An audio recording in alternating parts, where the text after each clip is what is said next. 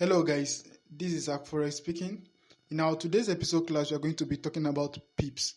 Okay, what is pips, gentlemen? A pips is defined as the smallest possible change of an exchange price in the market. Okay, so as a human being, in each of our movement, we always calculate it in what, in meter or what, kilometer. Okay, while in forex trading, in each price movement, we always calculate it in what, in pips. Okay, pips are very important because you will be calculating them for each trade that you partake in the forex market. Okay, so from the example I displayed above here, you see, like, after the decimal number here, we have like 5 decimal number that follow this decimal point, right? So the last number there, which is the fifth decimal, the fifth decimal number is just a pipette.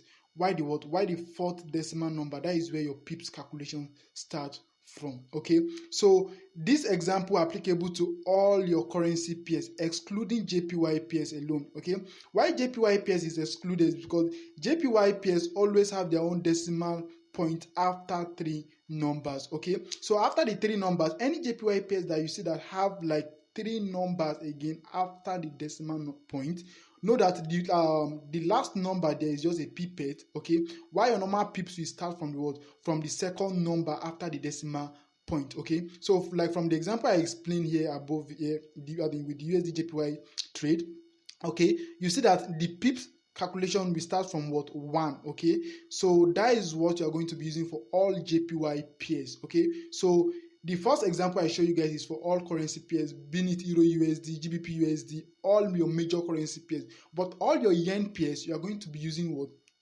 You are going to be using this example here. Okay, so guys, from our primary school, if you guys can still recall, our 100 tens and unit, they always tell us that, okay, our 100 tens and unit, the unit is 1, while our tens is what, like two numbers, while our 100 is like what, 3 numbers, while our thousands is like what, 4 numbers. So the same thing applicable to calculation of pips. I told you guys that after our decimal point, we have like 5 numbers, right? So the last number that is there is always a fraction, which is your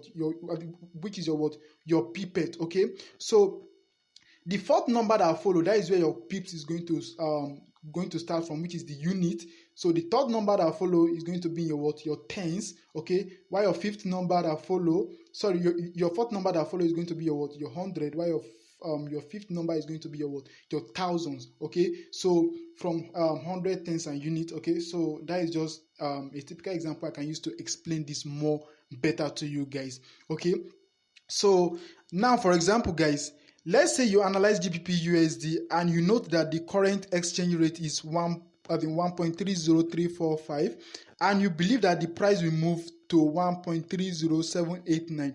If you take this trade and you win, like, how many pips are you going to catch, guys?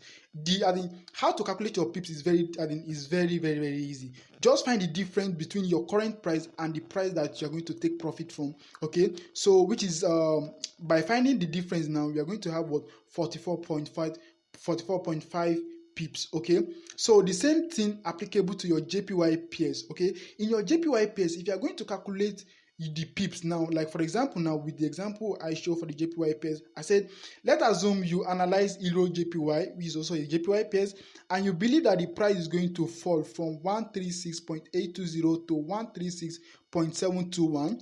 If you take this trade and it win, how many pips will you have caught? Okay, so just find the difference. Like, the thing is just straightforward. Just find the difference, then whatever is given to you, that is the pips. Okay, like for here now, with this question now, we are going to catch what, 10.1 pip. Okay, so this question is applicable to all JPY pairs, being it Euro JPY, USD JPY, GBP JPY, USD JPY, CAD JPY, AUD JPY, NZD JPY, all JPY pairs.